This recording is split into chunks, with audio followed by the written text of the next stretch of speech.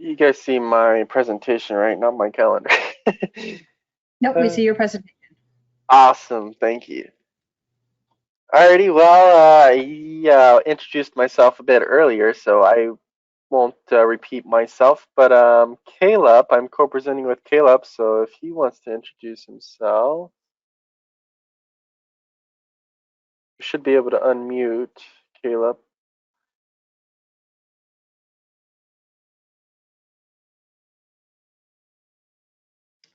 No worries, that.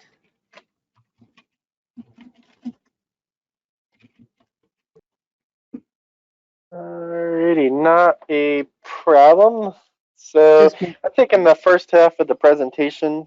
So if he pops back in, he'll be definitely popping back in after my first half of the presentation. Oh, there he is. It went. Caleb, are you there? Yes, I'm there. Yeah, the button wasn't clicking. So I'm Caleb, and I work for AgLater Technology, and I started in AgLater in around 2016 as an intern, as a mechanical engineering intern. A couple of years later, I transitioned to the manufacturing engineering group after I graduated. And then in 2017, I joined our IT group and have been there since. And I do most of the development in Epicor. So back to you, Dylan.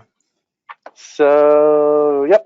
So I'll be taking on the first half, and then Caleb's going to jump in here after I do share some information with you guys, and then do a little bit of a demo, and then Caleb will take on and continue. So we both have some slides prepared for you today. So Epicor Functions is what we're talking about. So what is an Epicor function? So an Epicor function, think of it kind of like your classic customizations. You get your custom code benefit inside of your function, and then you also kind of have a workflow structure as well, kind of like you do in BPMs and Epicor 10. So you can drag and drop and create an execution flow, and you don't necessarily need to know code or write code. And typically, the Epicor functions, you can create a collection of these functions. It's called a function library in Epicor, and under each library, you could have multiple functions. And typically, those functions, would perform, a function, and whatever you might be customizing. This is kind of the new way to kind of, get your custom code into Kinetic right now, because the application studio, it's a no code environment, but you can add Epicor functions to your no code environment. And where you can use Epicor functions, well, the answer is really pretty much almost anywhere that you're kind of used to customizing an Epicor. So you can use an Epicor function in BPMs. You can use them in the application studio. You might possibly be able to use them in the classic customization mode. I haven't tried it, so it may or may not be there. But I'm sure there's some way to tap into Epicor function business object to call your function anyway. Another great benefit of where you can call functions is from external applications. So let's say you have an intranet. The way you call Epicor functions is in external applications would be via the Epicor REST API. So if you create an Epicor function, you can make it available so that it can be called from the Epicor REST API. And how does Epicor functions benefit you? Simply, it's a place that stores all of your functions that you might, you can use these again multiple places. So you're not having to rewrite code in a BPM that you already wrote in the customization, or like in App Studio. So you can you can use the same function that let's say you create your own function for whatever reason that might customize or modify the scheduling process of a job. And one of the parameters you pass into your function is the job number. So you can use that same function when you create it to pass that job number, from something like, customer shipment entry screen, or, sales order entry screen. Let's say you're using Kinetic there, or BPM, multiple BPMs. So you definitely have a lot of options and a lot of flexibility. I mean, this, puts your code kind of more in the global space of your Epicor environment. So cool things about Epicor Functions. Okay, the first one I already told you can execute externally via the REST API. Scheduled execution. So you can actually schedule Epicor Functions just like you schedule reports to run. In the past, people have tied BPMs to a BAQ export process, which is BAQ export. It exports BAQ data to a CSV, but you were able to schedule that process on an interval or daily, so on schedule.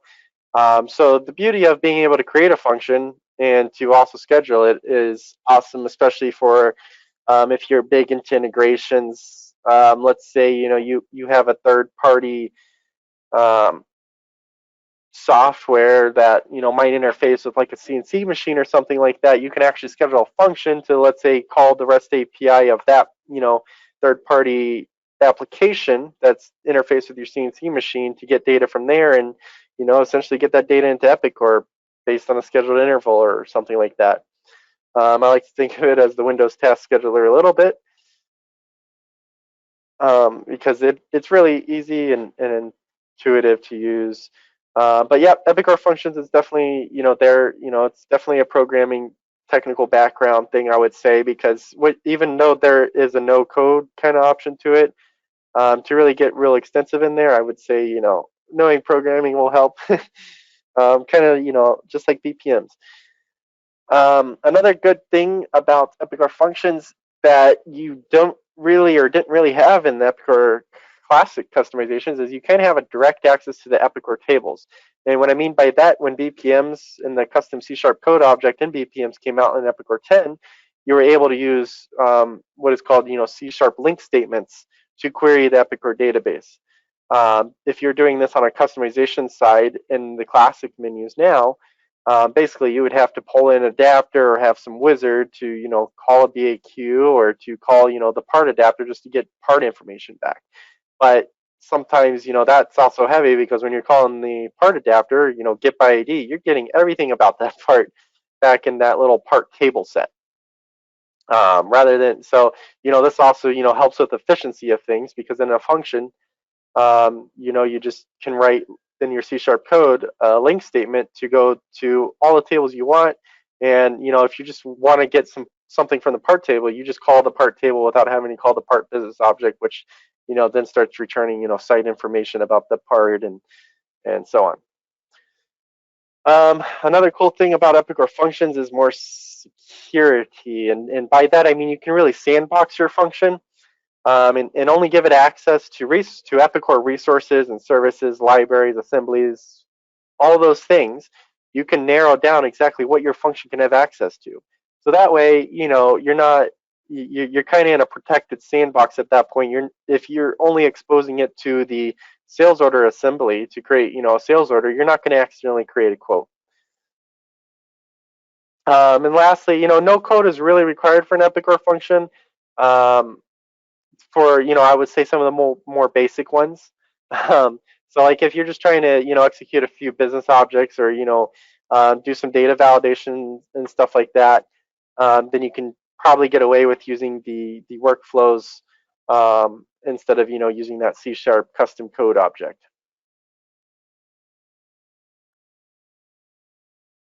Alrighty, so now we're going to jump into the demo here today, and we're just going to basically create a simple function. And I'm going to actually do it without code, just to kind of, give you guys a visual a little bit. And basically, so I'm going to create a function library and then add, a function to that library. It's called a widget function in the UI, and you'll see that here in a minute. And then we're also going to test our new function. So I'm going to show you kind of my method of testing a function. Caleb, in his half of the presentation, he's going to kind of get more into a little bit more of the advanced stuff beyond what I'm going to show you here. So, and he'll probably show you a little bit, how he creates, his process on creating functions. So I'm going to minimize my slideshow here and jump into Kinetic 2021. I'm going to go to my main menu, and again, I'm going to jump over to this function, Epicor function maintenance. Again, I use the search a lot. You'll see that from me all the time. But if you want to navigate to the menu, it's under System Management, Business Process Management. You also see here, so this is Schedule Epicor function. So when you do create your function, this is the menu item you go to schedule it.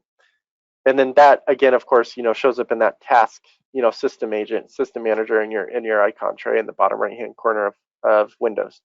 So I'll go ahead and open up that Epicor Functions maintenance. Let me try and expand this here for you. All right, so first thing I'm going to do is I'm just going to go to this little file, this little caret here next to that paper icon, and click Add a Library. So again, a library is a collection of functions. If you're a programmer, you're kind of familiar with this, concept here. But for those who are not, I will try to explain it. So eMug 2021. So this is my eMug 2021 library. So yep, you can give it a description. You can actually disable your function and stuff like that. But what's important is over here to the right, there's a few checkboxes. So if you're planning on using custom code in your function, you can check the custom code widgets. Again, this is kind of going into that securability. We're only exposing things to our function that is necessary. And then custom code functions as well. Those two you can check again if you're using custom code, and then DB access from code. So if I click save here, because I haven't saved it yet, once I start adding my function here, and then for internal use only, so what this checkbox here means, so let's say, we don't want our function exposed to the REST API, meaning we don't want anyone to ever create or call our function externally. You can check for internal use only, and that way your function within this library won't show up in the REST API. So a couple of things here on the interface. We have references. So again, this is in this library, we can reference what assemblies we're going to use with this add button. And then you can go around and select all of the assemblies you want to use. So this is, the access or to get into your Epicor business objects. So if you're used to calling business objects inside of, BPMs via custom code, you had to add an assembly there or using reference. And so this is kind of where you do it and where you would expose that. But again, I'm just kind of showing you a basic, very basic function a day. But I wanted to make sure you guys know where this is. So when you are developing, you kind of have some familiarity with the interface. Tables. So when we're giving, our function access to the database, we might want to specify what tables are we going to let it access. If you click on add here, same thing. Then you'll see all the Epicor ERP and iSchema tables in here. So then you'll be able to pick and choose all the tables that you want your library to have access to. That way, again, we're only giving our function access to what it needs. We don't really need to ever give it access to more than it needs. That also helps with, keeping that function on track. If we have one concept, we're not making an everything function that's going to, create a sales order, that's then going to create a job, and it's going to execute a BAQ, and then, send an email or something like that. We're going to keep it, keep its function to have, its assigned purpose. So services, again, same thing. So in your services here, so there's different services under each business object and so on. So you can expose, what business object, and service that you want your function to have, and then the libraries, same thing. So this is a library. And then security. So you can change the owner of the library. So I'm using the account called Epicor. Epicor, since I created it, as Epicor, Epicor is currently the owner. And then you can also authorize what companies this function could be used in. So we can select, all of them, or if it's only going to be used in one of your companies, then just select one of your companies. You can always come back here and change that later. And then the function tab, we'll get into here in 1 second. Notes, so you can edit the notes, so you can provide, you can get pretty crazy with your descriptions here, so you can detail very well and document for, whoever might be your predecessor, or, if you're working on a team, this might be a good place to kind of, document, what this library is for. So now we're going to go up here to the file and add a widget function. So when I added a widget function, we're now able to use this function tab currently. Before that, everything is grayed out. This function tab is where you're going to, create and edit your functions. So within your library. So let me just give it a name as, I'll just do test func. So this is test function, for example. Again, so even here, you can make the whole library internal use only. So all the functions you list under this library, it's not going to expose to the REST API as an option to call externally. Or you can, pick and choose individual functions with this checkbox here of what functions within the library that you don't want to expose. So, and again, you can disable it as well. So I'm just going to click save here. Now that I've got a basic, widget function. Alrighty, and then I'm going to go ahead and click design, and we'll start designing our function. So you'll notice something here looks a little familiar. It kind of looks like a BPN, doesn't it? So you have your little collars, and then your conditions, your conditional object here. So again, you can use this to kind of do a bit of a data validation thing, because you can raise exceptions. Which if you add this function at the right time, before an update call, if it raises an exception, it'll basically cancel out that update. So show message box. So you can still show a message box, notify, send email. So a lot of these, it's very similar to, what you see in BPMs. I know BPMs have a little bit more and stuff like that. But so just for this purpose, we're going to drag just the show message box.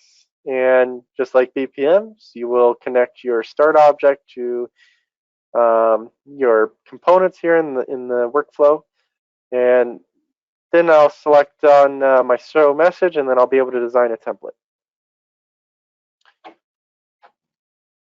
EMUG 2021 is the name I'm going to give my message box, and again, I'm going to just, it's just going to be an informational message, and then hello world is what I'll put in the body, exclamation point, and so just so you know, in a message box, you can right click, there's call context as well.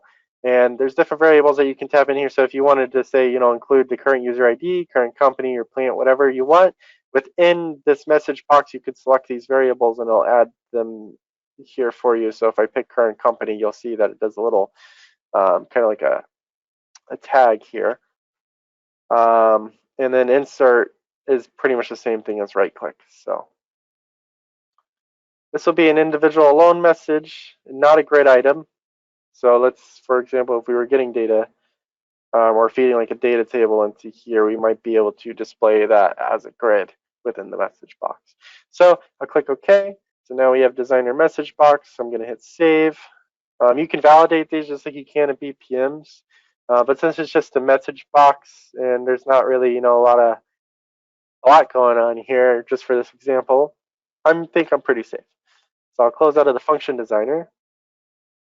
And then I'm going to click save here. So now we created a library, EMUG 2021, and then we have test func, which is our function. Now you could create another function if you wanted to. Again, the libraries can have a good amount of functions defined to them. I'm pretty sure it's unlimited. But the other thing here is actions. And then so you can copy your function, you can export your library, you can import a library, and then the big ones here is promote library to production or demote library from production. So basically when you promote the library to production, that's pretty much, as a DevOps thing, signaling to, the other developers on your team that, hey, this function is published, it's done, it's got its purpose, it's set up. This puts it into a read-only state so that you can't, you can come back and edit it. You just have to demote it from the production, but it puts that signal out there to your team that, hey, this is a function and it's probably being used. So now that I've saved that, I'm going to actually go back to my Epicor, and then this is kind of how I test my functions, and I'll show you why, because it's real simple. So I'm going to open up data directives maintenance, and then I am going to, if you check, this search here, if you check search by directives and then any group and then click search, it'll actually show you all the data directives you have in your system. So I really just have one, which is from my demo earlier, but so this is on the company table. And then I'm just going to create a new, because that one's disabled, I'm just going to create a new function. This is just going to be called a new standard directive, emug 2021. And then function demo, I guess I'll give it a description. So, and then I'm just going to, design my BPM, because again, functions can be called, in Application Studio, it can be called from within BPMs as well. And so I'm designing my BPM, and here is that new, workflow caller here. So invoke function. And then I'm just going to drag start onto my invoke function. And then you'll notice here, so I can synchronously call my library. So I'm going to click on library. I'm going to check in production because right now I'm testing it. I haven't promoted it to production. So you can actually search functions that are not promoted to production. And then I'm going to select my emug 2021 library. And then once that's selected, now I'm going to select my function within that library by clicking on that function blue link. And here I'll see a list of my functions. Here's my test func. And I'll click on that. And then let's say if we, added parameters, I think Kayla's going to show a little bit on that later. You could click here and specify and configure your parameters. So I'm going to go ahead and click save here and close out. And then I'm going to enable this BPM because this is my BPM for testing. And the reason why I did it on the company table is because simply, I think it's the easiest thing to test. So I'm going to open up company maintenance, and all I'm going to do is, remove or add something to this second address field, and then hit save.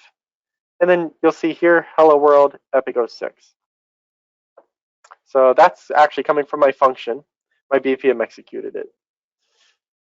Alrighty, and so I'm going to go ahead and pass presenter over to Caleb so that he can take over the slideshow as well as presenting any demos that he might have, and then we'll answer questions at the end. All right, get my screen.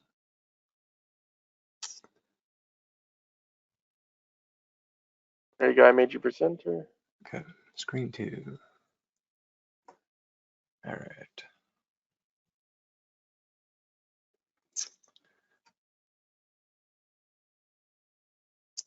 So I'm not going to jump into the function right away, but I'm going to kind of discuss some benefits of a updatable BAQ, because I'm going to use some in the function example. I'm going to be using the updatable BAQs.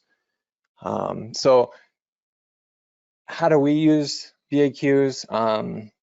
Right now we're using an Epicor function to execute quite a few updatable BAQs on a schedule. Like Dylan said before, some people used to use the export BAQ process. We originally started using a BAQ report that fired a specific BAQ ID, and it would run a routine to fire this updatable BAQ. We use updatable BAQs for our Salesforce integration and also for our North America to Asia Pacific company synchronizations that keep our parts and our system setup data in sync. And this eliminates the data entry on the AP side. That's all a lot more advanced than what I'll show today, but what I do show, it can always be built upon. Again, other ways we can use BAQs, like I said, it was, automation.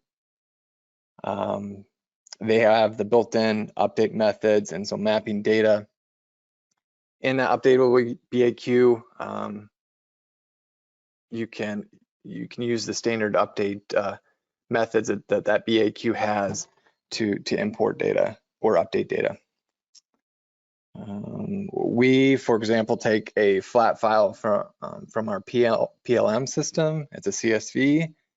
We bring that in and we convert it to result sets that's in a updatable BAQ and use the standard business objects to add parts and create revisions and update bill of materials.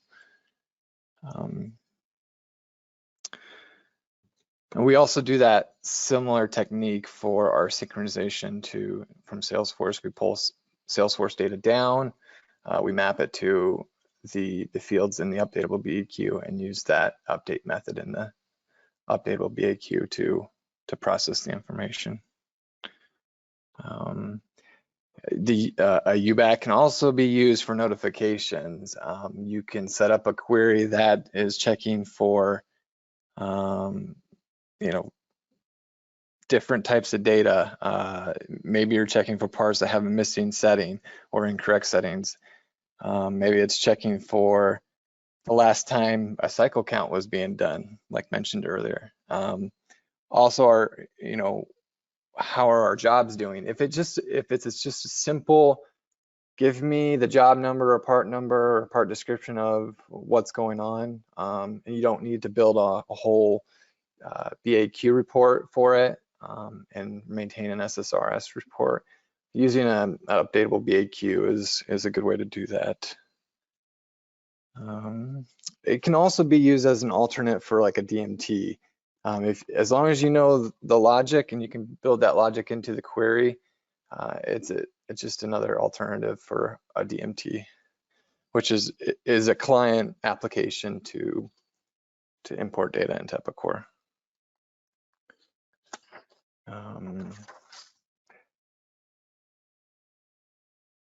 So how does the BAQ, the updatable BAQ work? It's very similar to a business object. It has all those standard methods of get new, update, get list, and a few others. So it's really just a blank slate for a business object. So I talk about a BaqRunner. Runner. What is it? It's just a function that just takes a query, a UBack query, and it gets its data, and then it pushes its data to the update method. It can be done. It's a 3-widget function, no code. But the benefits is that you can run it on a schedule.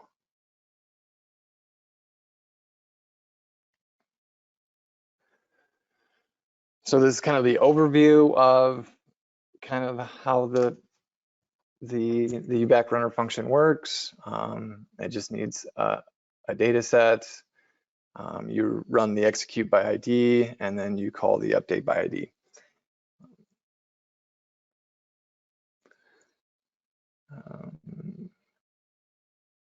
So what I'm going to do now is just make a quick UBack that just is looking for missing parts, and then just emails myself a list of those parts.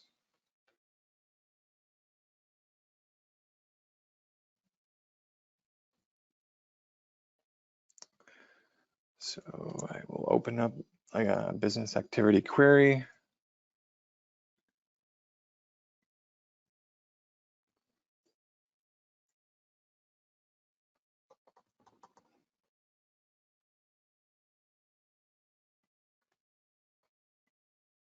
There it comes.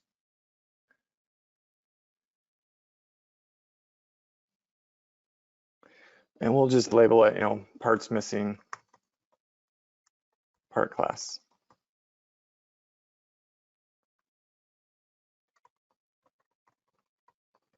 Hey, Caleb, can you maximize your screen because it's a little small for us? Sure.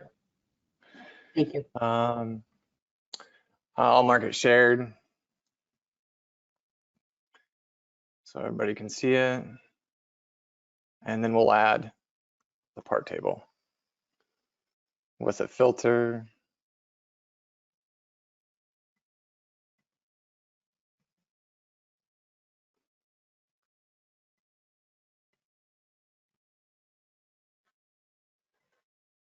Of an empty string.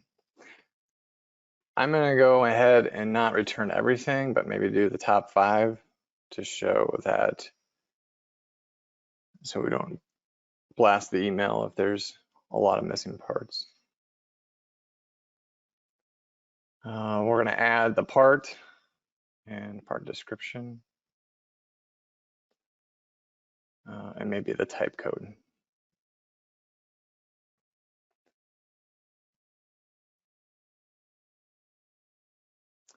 And then we'll go ahead and mark it as updatable. Even though it's not, we're not going to do any updating, for the function to work, we'll need to mark it as such.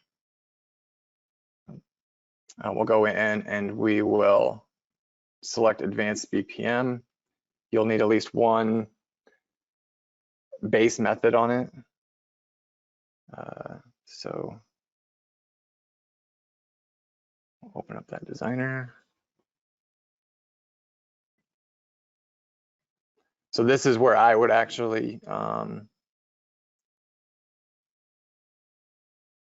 email the results.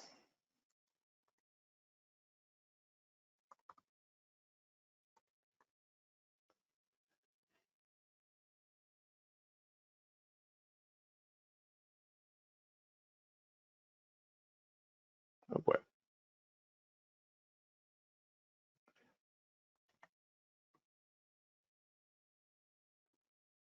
And we'll just put an email widget.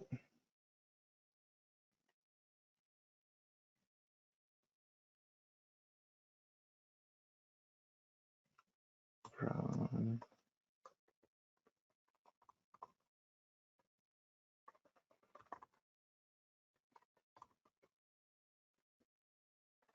parts missing, part class. And we'll just do a simple table query that says part description, part type. Since there's no updating being done on these rows, you can use the filter for all records.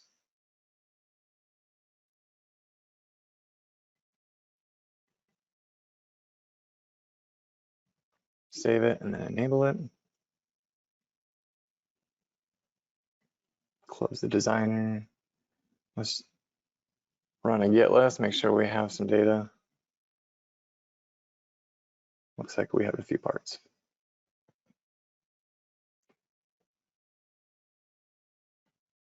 So that UBack is ready to be run. Now we'll create the function that we're running.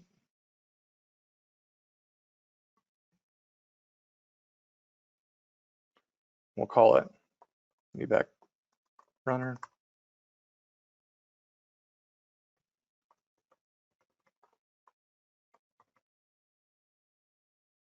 I typically, since I work with the functions most of the time, I like to have access to all the features that Epicor function has. We'll mark it read write and for internal use only. We'll save it. I will apply the security like Dylan had said. And then we'll add a service as he showed.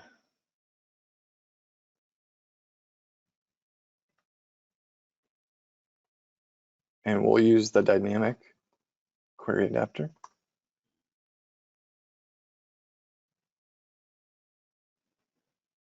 And most of these steps should be in the slide for reference, for future reference. We'll save it. And then we will create the new function. Call it update by ID.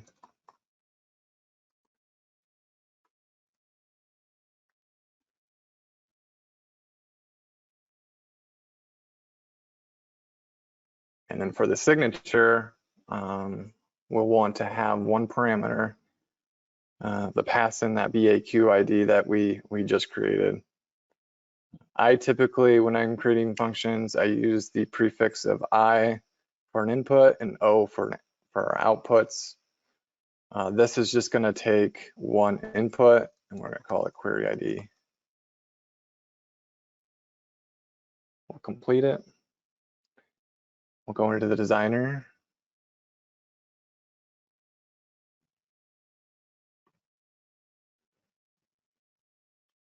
and we will use the invoke business object method.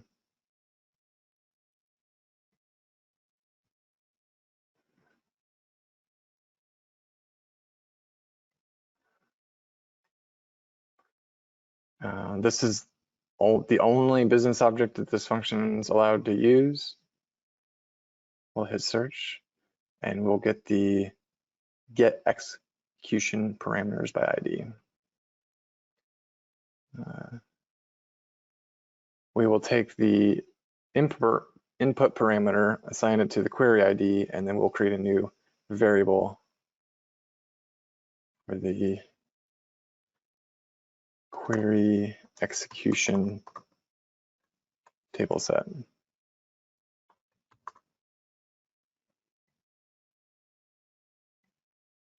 Hit OK. We'll again add another business object.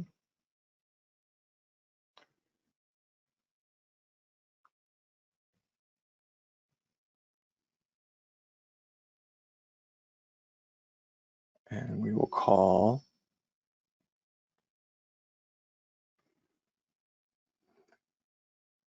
execute by ID. And what that execute by ID does, it runs the get list on that updatable BAQ that returns the results.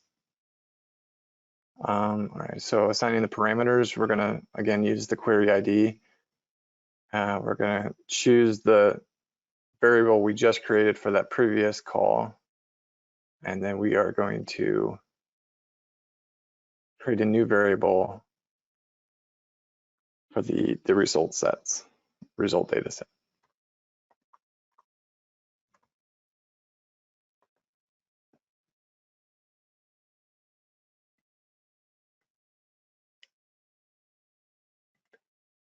And then our final call will be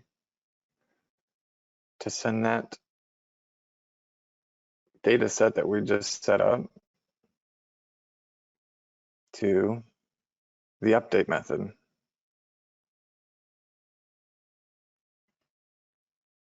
Again, using the same query ID, the previous result set, and then we'll create another variable for the final result set.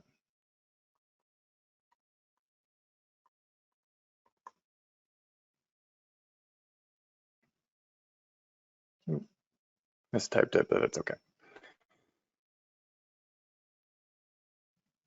Those are the 3 steps to run an updatable BAQ. We will save it and then we'll promote it.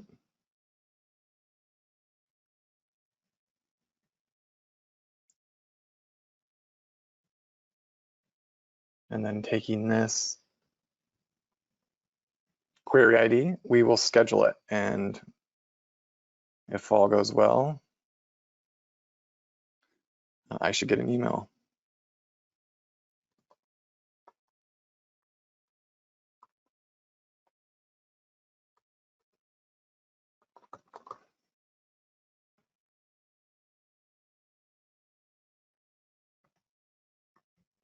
So we will choose UBack Runner as our library.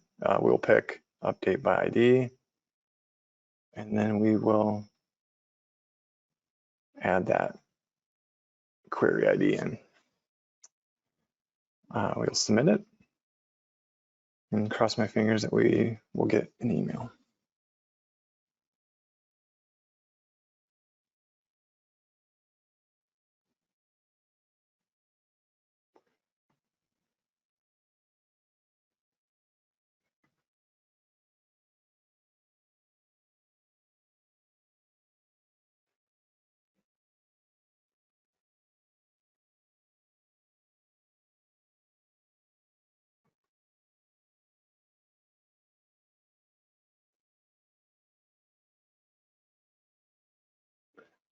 Check the system monitor to make sure it worked.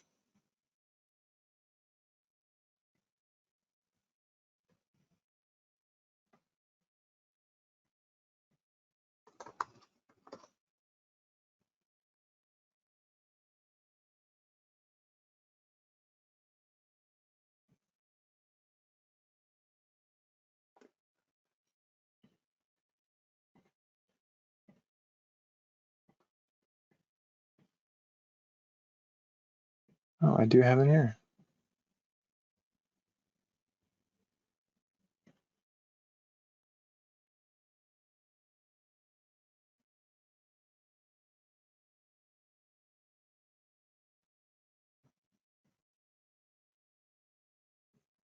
Oh, that would be my problem. So I did not choose the right company. I chose our Asia Pacific company, and so it did error out. The error said that it could not find the library, so I'll need to demote this and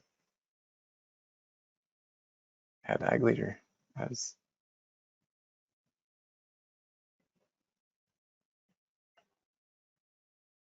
We'll resubmit that.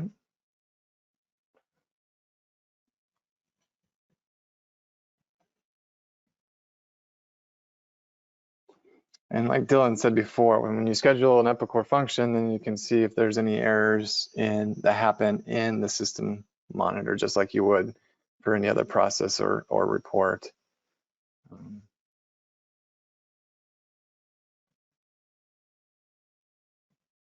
And you can see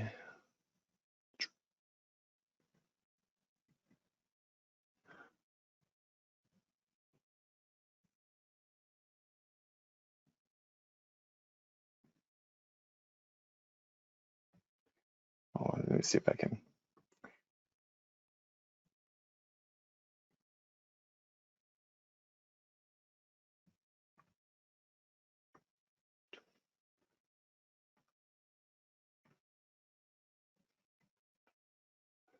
So that's what you get when you run a updatable BAQ on a schedule and you want to email the parts. It's very basic. It's not fancy, but it gives you the data. All right, so where's my PowerPoint? There we go.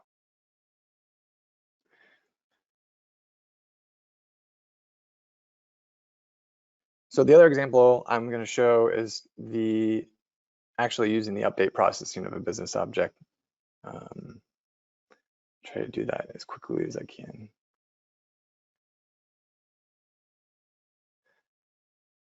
So what we'll do is create another one. Let's say parts, obsolete parts, or obsolete manufactured parts.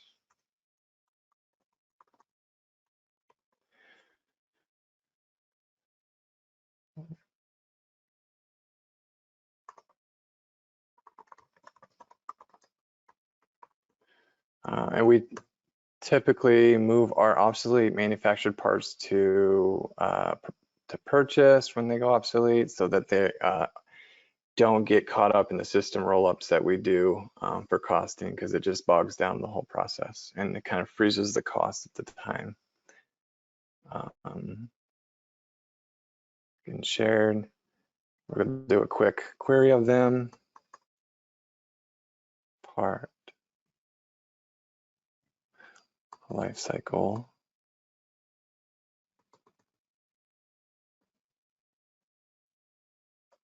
I know that 6 is obsolete, and make sure the type code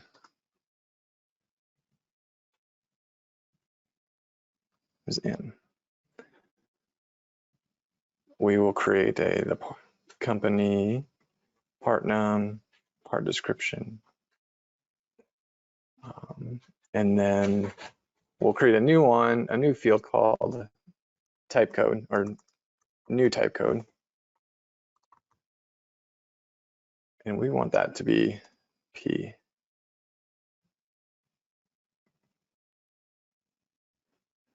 Save that. Again, I'm not going to do the whole data set, so we'll just do the top 3. Test it.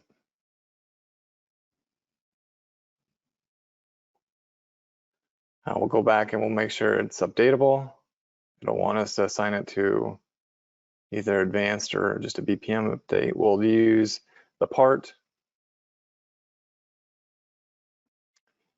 It should automatically map the basic fields that it can. And then we can add a new one to say,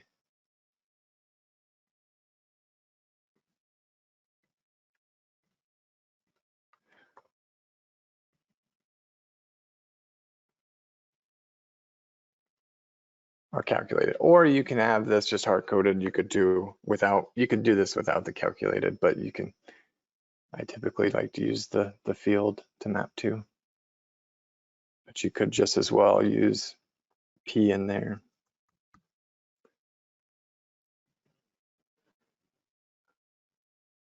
Save.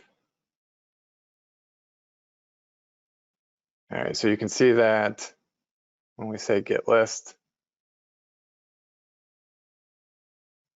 those are the first three. If we run the BaqRunner again, those should not be the first three when we run the get list. All we need to do is change the query ID and submit. You could send a note. You could hook into the BPM directives again, and you could email a report with the post processing of the parts that are processed, if necessary. So if we do a get list, there should be 3 different ones.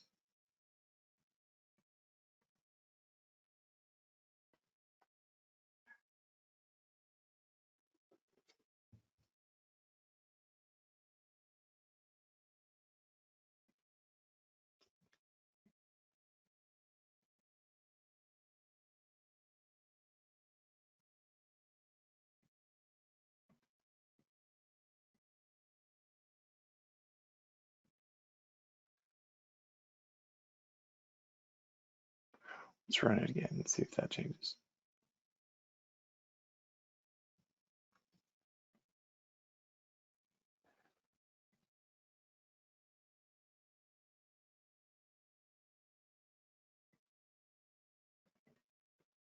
It's not.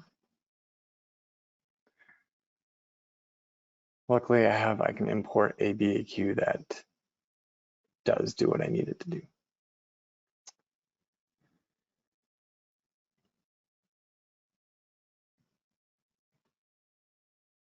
I'll show that in the designer.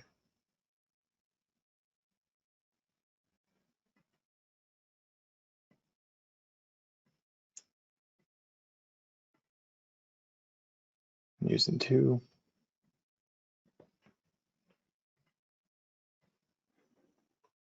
We'll submit this one to the runner.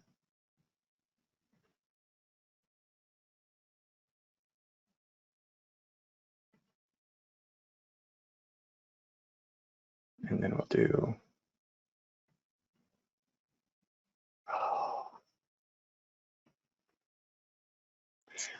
I think I'm actually missing a field. I think we have to tell the business object to update. So we need to set the row mod.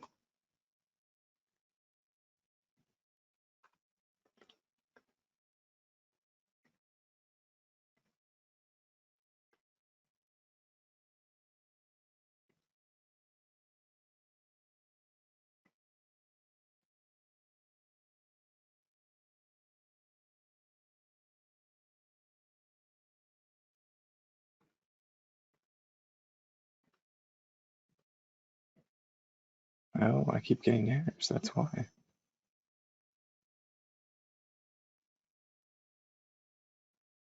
Oh.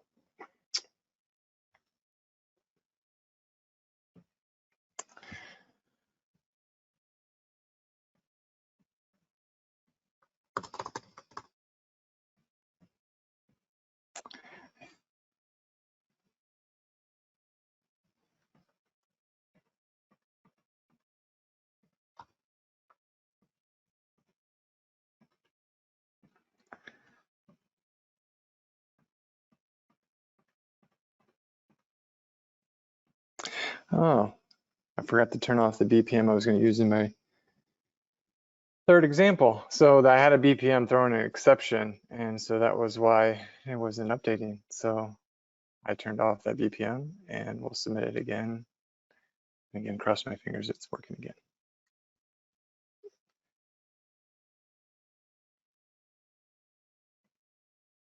So the part's changed.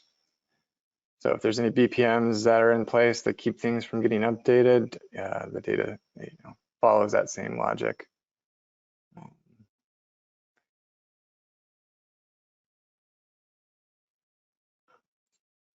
Christine, how are we doing on time?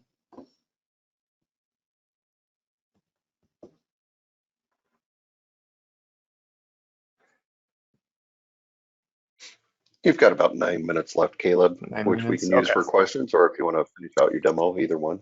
We just Well, have I'll one just do it. outstanding question. Okay. I'll just show, and I won't go through the whole process again. I'll just show you what I have for the third example because it uses this query. But it's basically passing, the results to the, of a BAQ to a function that can be used across multiple BAQs. And I'll just import that one and walk through it.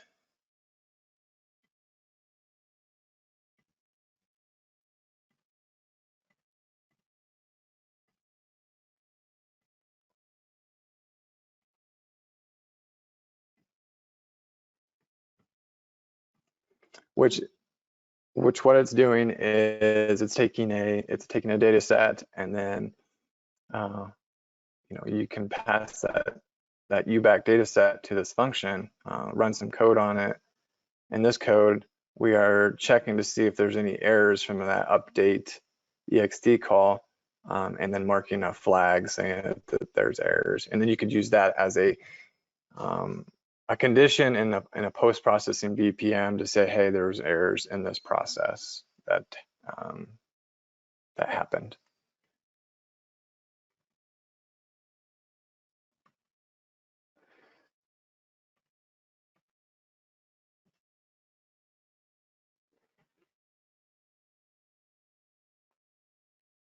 And then so if I turn my BPM back on, that just throws an error when I try to update that type code.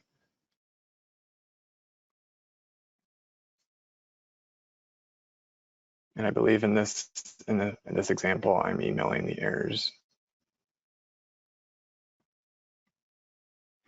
This is how you would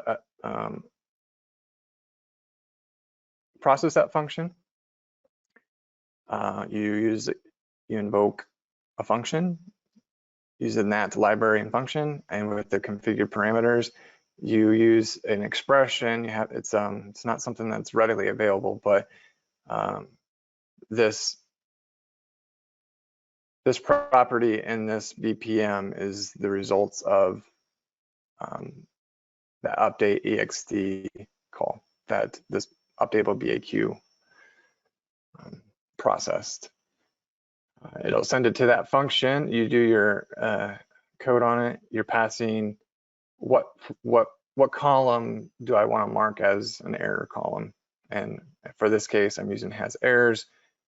And then I'm going to return the new data set. And in order for that new data set to be used, you need to apply it back to the BPM, which this little bit of code here reattaches that new data set so that it can be used in maybe a subsequent BPM or in the email. So I heavily use this kind of feature for our Salesforce integration. There's common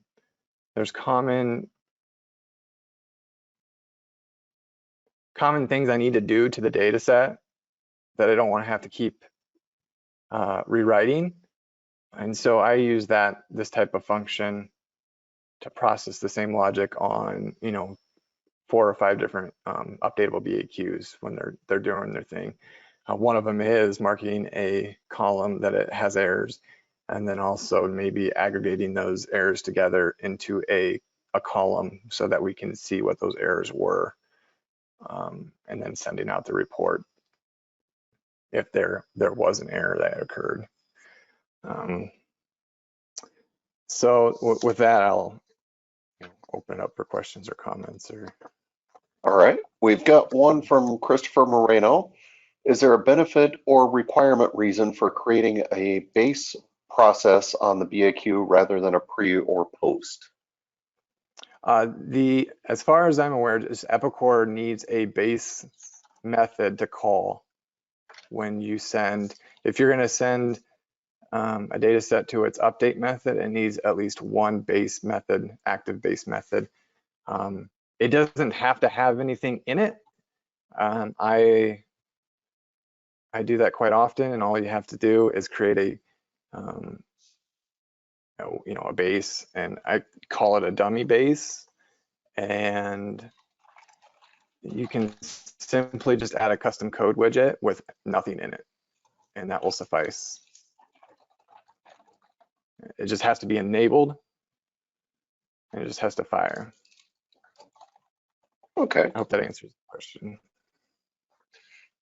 And then it looks like Paula, I'll apologize on the last name, Paula Jarvinen also has a question. Paula, I'm going to unmute you if you want to unmute yourself and ask your question.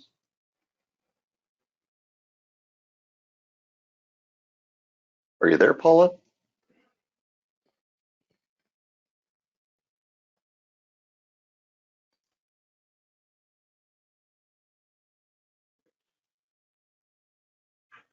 Okay, maybe Paula's not still there. Paula, it looks like you're muted on yourself. If you've still got a question, just type it into the question window if you would, and we'll just keep moving forward. Anybody else have any questions for either Caleb or Dylan? Anything on functions?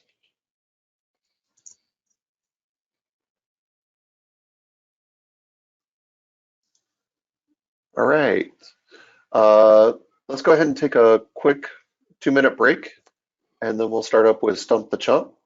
We did have some questions entered by some folks in the chats and everything. So I've got those rounded up, and we will try and answer everything as best we can. Looks like Kim and Tim are both back from Epicor, so we've got them to help us. And depending on workload, we had a couple other people who might be dropping in as well. So I'll see you back at 2 o'clock.